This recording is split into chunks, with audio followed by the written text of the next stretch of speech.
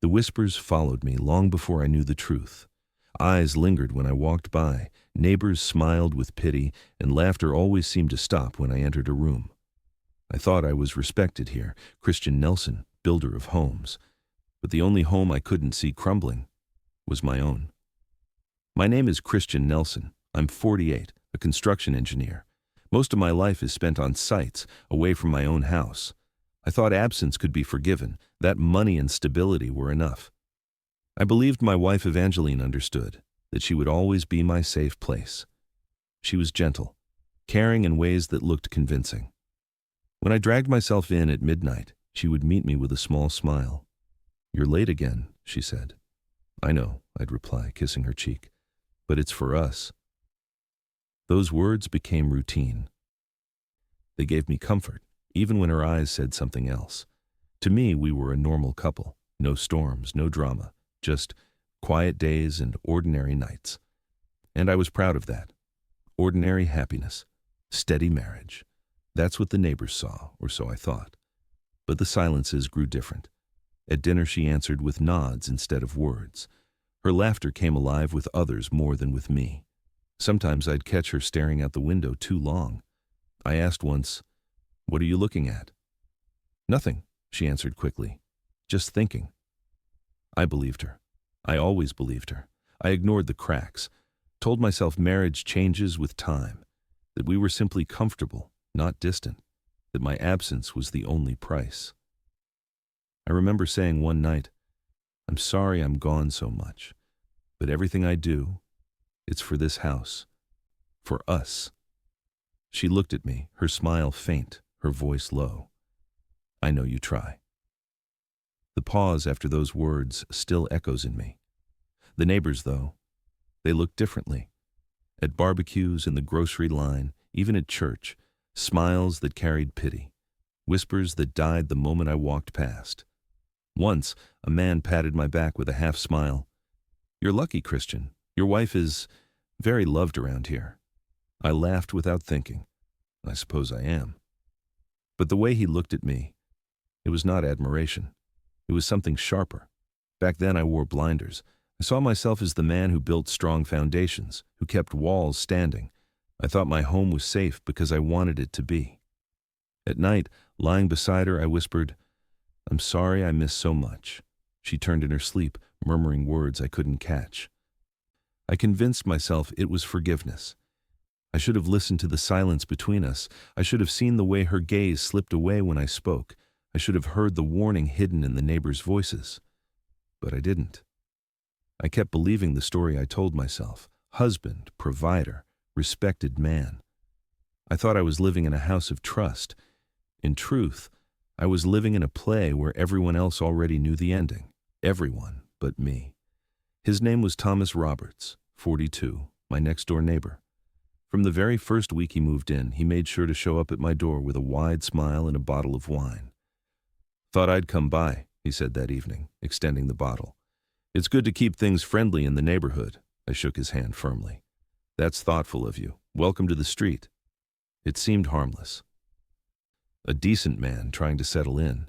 He offered to help fix a loose fence, carried groceries when Evangeline's arms were full, even showed up one Saturday with a toolbox, insisting on checking the porch railing. I laughed at his enthusiasm. "You're more useful here than I am," I joked. Evangeline smiled at him more than she ever smiled at me in those days, but I didn't want to see it. Thomas slipped into our lives as if he had always been there. Some nights he joined us for dinner. He'd bring wine, talk about work, laugh at small jokes. I remember Evangeline leaning forward across the table, eyes bright, asking him questions as if every word he spoke was fascinating. I told myself she was simply being polite. That's what a good hostess does. "Christian," Thomas said one evening, "you're always working so hard. You should let me keep Evangeline company when you're away. No sense in her being alone." I laughed then, too easily. "Maybe I should. You're the kind of neighbor anyone would want." I didn't realize how much truth hid in those words. When I left for late meetings, I sometimes caught sight of his car in the driveway next to ours. "Thomas is just helping out," Evangeline explained when I asked. "He offered to check the pipes, the wiring. You know how handy he is." I nodded, trusting. Good man, I said. Not many neighbors like that anymore. But I began to notice their glances, the way her eyes lingered when he spoke, the quick smiles they shared when they thought I wasn't looking.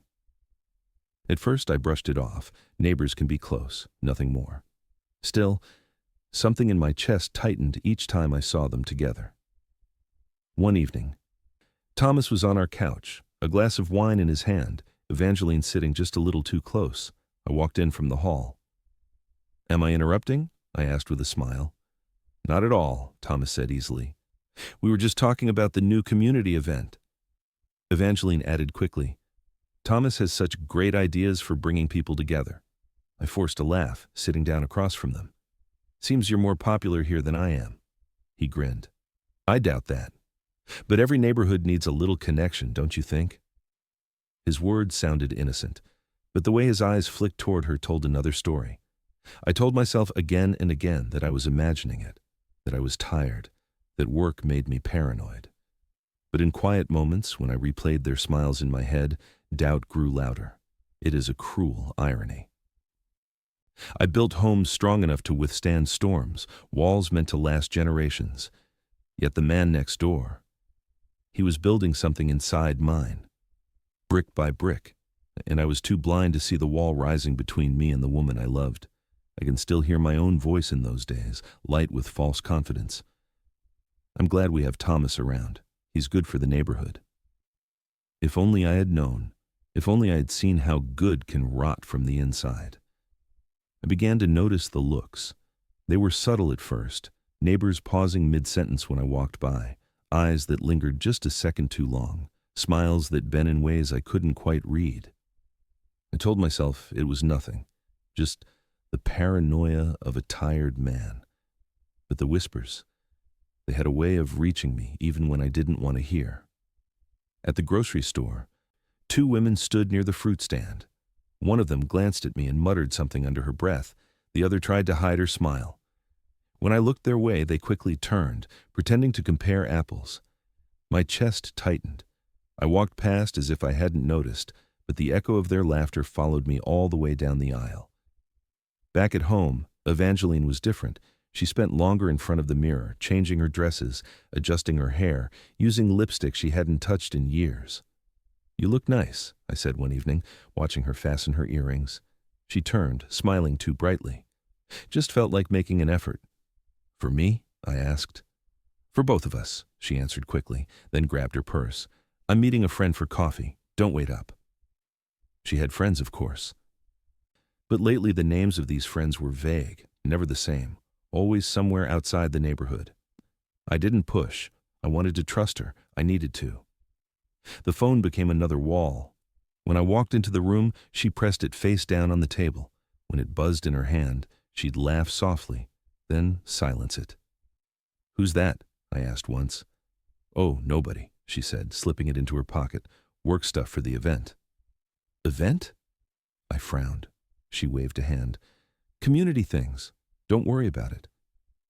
But it was impossible not to worry, especially when Thomas was in my house more often than I was. His car parked outside, his voice drifting through the windows when I came home early. I opened the door one afternoon to see him at our dining table, leaning back comfortably while Evangeline poured him coffee.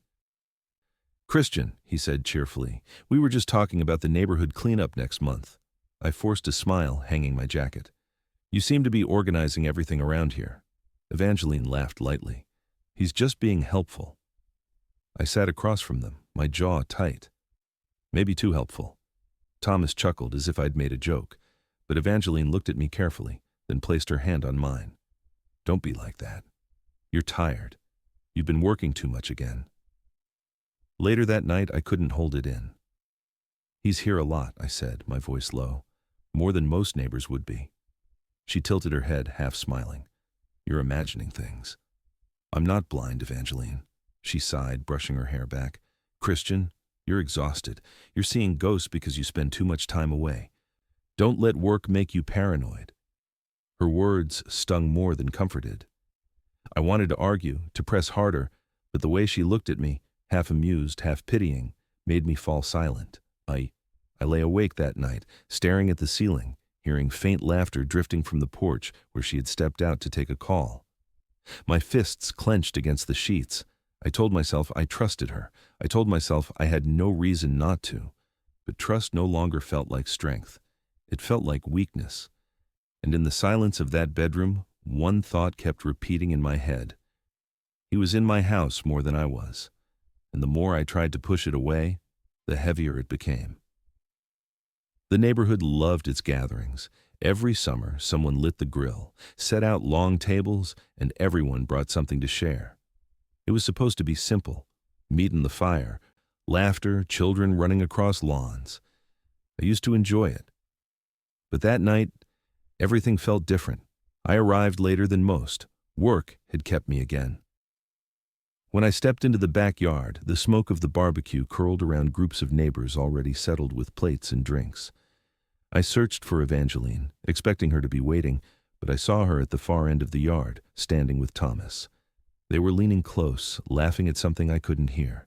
Her hand touched his arm lightly, as if it was the most natural thing in the world, and everyone saw it. I felt the weight of eyes glancing between them, then toward me. I forced myself forward, greeted a few people with stiff nods. "Evening," I said. One man handed me a drink. "Long day at work, Christian?" "As always," I replied, trying to sound casual. But the laughter nearby dimmed when I approached. Smiles shifted. People looked at me the way you look at someone who doesn't understand the joke. I found my wife finally, placing a hand gently on her back. "Having fun?" I asked. She turned quickly, almost startled. "Of course. Thomas was just telling me about his new project." Thomas grinned, raising his glass. "Just boring work talk. You wouldn't want to hear it." I smiled thinly. "Try me." But before he could answer, a voice cut through the circle. It was Mrs. Carter, the old woman who'd lived down the street for decades. She had never been one to hold her tongue. She looked at me with a crooked smile and said, loud enough for everyone to hear, "Christian, you really are such a gentleman. Gentle enough not to see what's right in front of you." The words landed like a knife. For a second, the group froze. Then nervous laughter spread, brittle and sharp. People glanced at each other, shaking their heads as if to dismiss it. "Oh, don't mind her," someone muttered. "She's had too much wine." But I saw the truth in their eyes. They weren't surprised by what she said. They weren't shocked. They were embarrassed for me. I looked at Evangeline, waiting for her to defend me, to brush it off with conviction. She only forced a smile, her cheeks flushed. "Mrs. Carter likes her jokes," she whispered, and then she changed the subject, laughing too loudly at something Thomas said. I stood there, glass in hand, feeling the air tighten around me. I was no longer part of the conversation, not really. I was a spectator, standing inside my own life while others played the roles I should have held. I excused myself, moving toward the grill where the men were gathered. But even there, the talk slowed when I arrived. Someone muttered, "Tough guy, always working. No wonder he doesn't notice." They thought I hadn't heard. I did. Every syllable burned. Later that night, when I walked home beside Evangeline, I finally asked, "Did you hear what she said?" Evangeline sighed. "She's old, Christian. She talks nonsense, and don't let it bother you." "It wasn't nonsense," I snapped. "They all laughed because they understood it." She stopped walking, staring at me. "You're imagining things again. You're tired, overworked. You're making something out of nothing." I stared at her, trying to believe her words, but the sound of that brittle laughter still rang in my ears. The truth was simple. I wasn't imagining it. I was the last man in the neighborhood to catch on. That night, lying awake, I whispered to myself, "They're all actors, and I'm the fool standing on stage with no script." And in that silence, for the first time, I felt the weight of shame heavier than anger. I came home earlier than planned. The meeting had been canceled, and for once I thought I'd surprise Evangeline with dinner together. As I pulled into the driveway, I noticed another car. His car. Thomas. My stomach turned before I even stepped inside. The front door creaked as I entered. I heard movement, hurried footsteps. Then Thomas appeared in the hallway, his face pale for a second before he forced a smile. "Christian," he said too quickly. "I was just leaving." He brushed past me, his cologne sharp in the air. No explanation, no eye contact, just gone. I stood frozen, keys still in my hand. When I turned, Evangeline was in the living room, smoothing her hair, her face calm but a little too calm. "You're home early," she said, her voice low. "Yes," I answered slowly. "And Thomas was here. Again." She didn't flinch. She walked toward the kitchen as if nothing had happened. "He came by to help with the sink. It's leaking again." I followed her, my voice harder. "Always the sink, always the pipes, always something. Why does he spend more time in this house than I do?" She spun around, eyes flashing. "What are you implying?" "I'm asking," I said through clenched teeth, "why he's leaving in a rush when I walk in. Why you look like you've just been caught in the middle of something." Her laugh was sharp, bitter. "Caught? Really, Christian? You've been working yourself to death, and now you want to invent stories because you don't like seeing me talk to someone?" My chest tightened. "I'm not inventing anything. I saw the way you looked at him. Everyone sees it. Everyone. Except me. Until now." Her voice rose, shaking with anger. "You don't trust me? After everything? You vanish for days, you come home late, you give me scraps of your time, and then you stand here and accuse me? I've been building a life for us," I shouted. "Every long night, every plan, every house I put together, it was all so you'd have more than I ever did." She pointed at me, her hand trembling. "No, Christian, you were building for yourself. You wanted to be the hero, the provider, and in the process you stopped being a husband. Don't you dare put this on me." Her words hit harder than a fist. For a moment, I couldn't breathe. "You're turning this on me?" I whispered. "On me?" Her eyes glistened but stayed sharp. "Yes, because this," she gestured between us, "this isn't broken because of Thomas. It's broken because of you. Because you were never here. Because you never saw me." Silence filled the room, heavy and suffocating. My fists trembled at my sides. Finally I said, "So I'm the problem. I'm the blind one. I'm the fool everyone laughs at." She didn't answer. She just turned away, her back rigid, her breath uneven. I stood there, shattered, realizing the cruelest twist of all. I came home searching for truth, and somehow I had become the guilty one. It was raining that night. I wasn't supposed to be home. She thought I was miles away, buried in another project. But the meeting was canceled. I didn't call. I wanted to surprise her, to remind her I still chose her, even after all the distance. When I turned onto our street, the house was lit. Warm light spilled onto the porch. At first, I smiled until I saw the shadow of another figure standing beside her. Thomas. He was close, too close. His arm rested around her shoulders. She leaned into him as if it was the most natural thing in the world. My heart stopped, and then she looked up, her lips parting in a soft laugh, her body fitting against his. I stepped out of the car, rain pounding against me, my hands shaking. The sound of their voices carried under the storm. "Stay a little longer," she whispered. "I should go," he said, smiling. "But you make it hard to leave." My chest burned. My feet dragged me forward before I could think.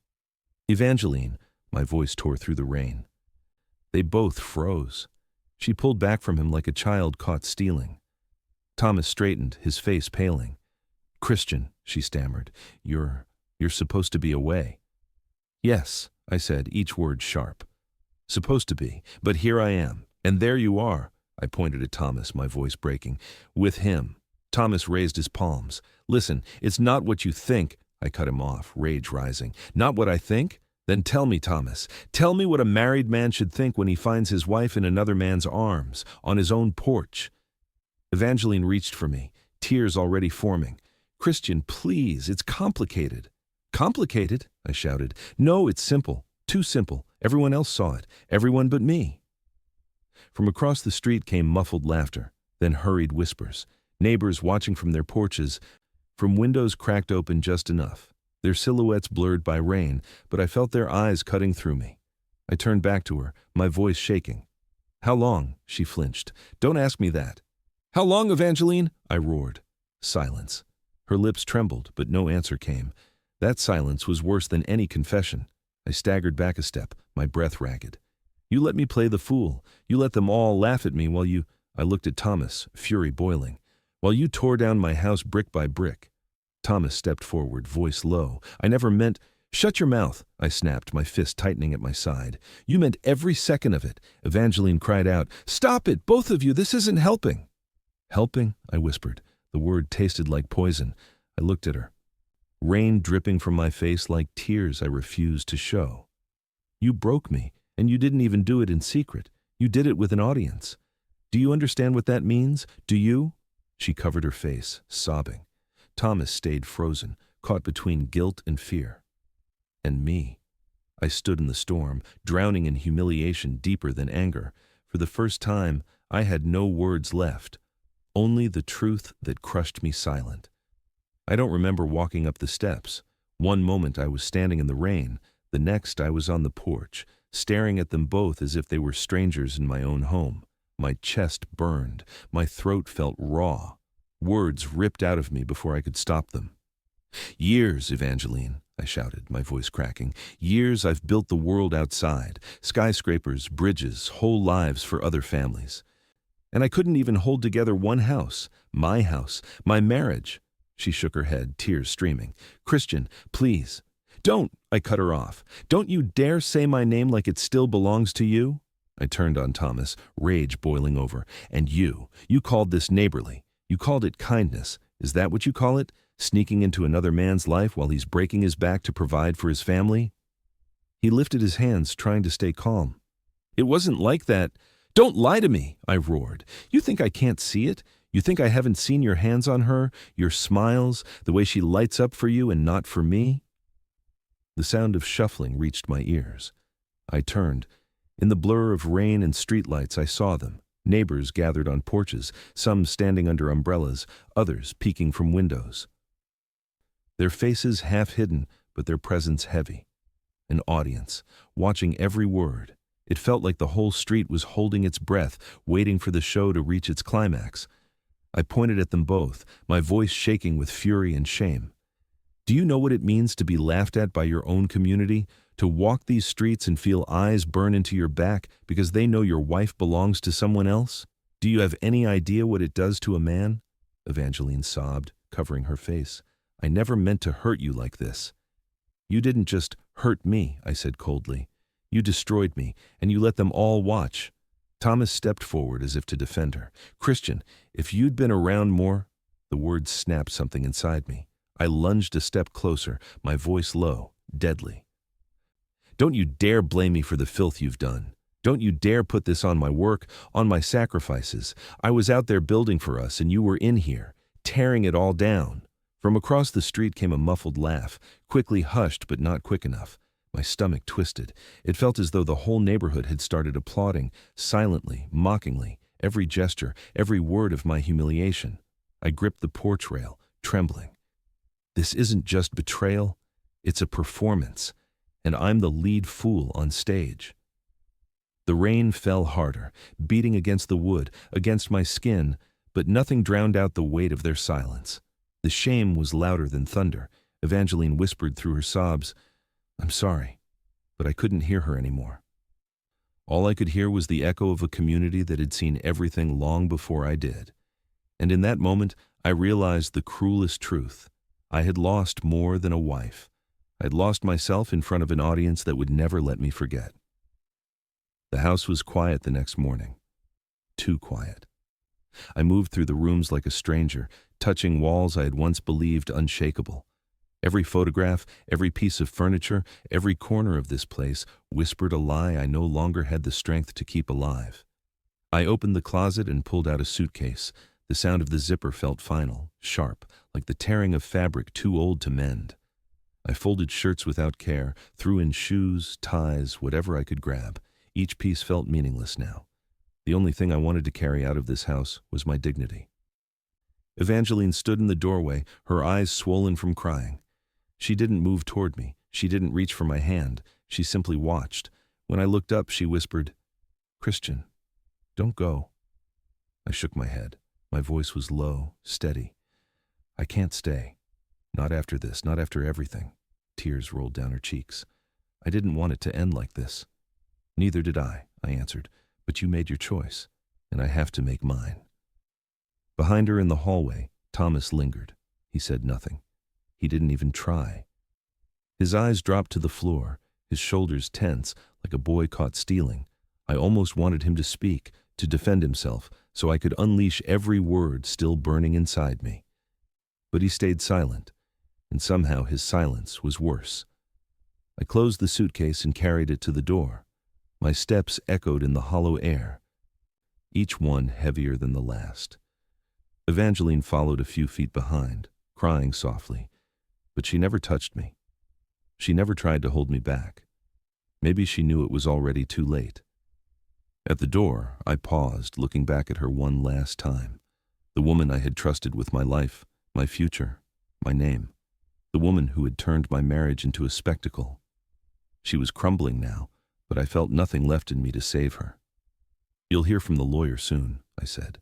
My voice sounded like it belonged to someone else. Cold. Final. I stepped outside. The morning air was sharp, the street wet from the night storm. Neighbors peeked from behind curtains, pretending they weren't watching. But I felt their eyes all the same. Always watching. Always knowing. I loaded the suitcase into the car, slid behind the wheel, and started the engine. For a moment, I gripped the steering wheel and closed my eyes. Then, I drove. Past the houses, past the stairs, past the life I no longer belonged to. As the road stretched before me, my voice broke the silence inside the car. I once thought betrayal was a private tragedy, something between two people, hidden within the walls of a home. But I was wrong. The greatest mistake I made was not seeing that when the world already knows, betrayal stops being private. It becomes a public sentence. And when that happens, there is no house strong enough for me to return to. The rain began again, soft against the windshield, like the closing of a curtain after a play. And I drove on, leaving behind the ruins of the stage I had been forced to stand on.